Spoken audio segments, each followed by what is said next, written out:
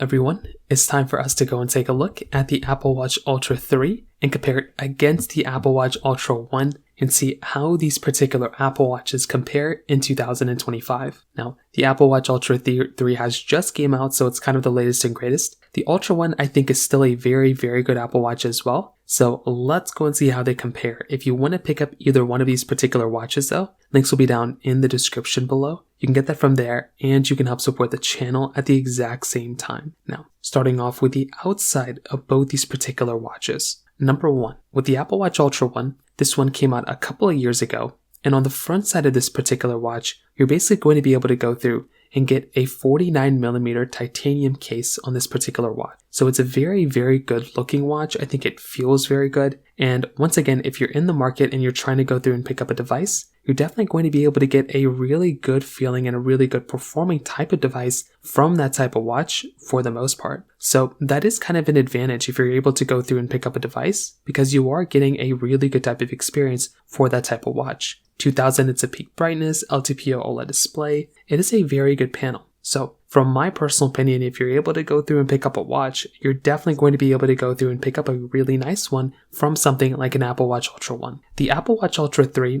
is also still a very good option when it comes down to it as well. This is a very, very good type of watch. And in my personal opinion, if you're going to go through and, picking up a watch for the most part, you're definitely going to be able to get a really good type of experience from this one too. It's giving you the same size. It's kind of giving you the same type of layout for the most part as well between all of them. So once again, there's not like an insane amount of difference when it kind of comes down to these two, but keep in mind the brightness is a little bit nicer on the Apple Watch Ultra 3, an additional like 3000 nits of peak brightness when it comes down to it from that side. Now, another big thing to keep in mind here too when it comes down to both of these is that their build quality is kind of like around the same. So you are actually getting like very similar types of build between these two. And you might think that's kind of an interesting thing, but I will say that's kind of more of a feature than a disadvantage. If you're going to be able to go through and pick up a device like this, you're probably going to be able to still get a really good type of experience from these types of devices, from that type of situation as well. So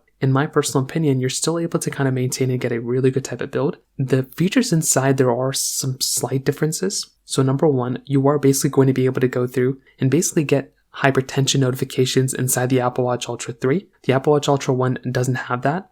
However, you are still able to go through and still maintain really good type of capability when it comes down to both of these anyways. Like you're still able to get ECG apps, blood oxygen apps. You still get sleep tracking on both. However, with the Apple Watch Ultra 3, you do get sleep apnea notifications. So that right there is a nice thing to have. You get vitals app tracking, for your vitals. You get temperature sensing. You get water resistance. You get 5G capability on the Apple Watch Ultra 3, which is a bit of more of an advantage. You also get the S10 chipset inside of the Apple Watch Ultra 3. With the Apple Watch Ultra 1, you just get that standard S8 chipset. So the performance and everything is going to be more so on the Apple Watch Ultra, 3. On top of that, you do get 42 hours of, your battery life on the Apple Watch Ultra 3, where the Ultra 1 is basically only 36 hours. Now I say only, but 36 hours is still plenty probably for a vast majority of people. So you're not really going to feel like that's kind of crazy or anything like that. But I will say, in my personal opinion, the Apple Watch Ultra 3, it's a very good Apple Watch. If you're in the market and you're trying to go through and buy a device, you're going to get a really good type of experience from a watch on the Apple Watch Ultra, 3. But the Ultra 1, I think, is still a decent option. And I do think if you're in the market and you're going to go through and pick up something, it still makes a lot of sense to go through and buy something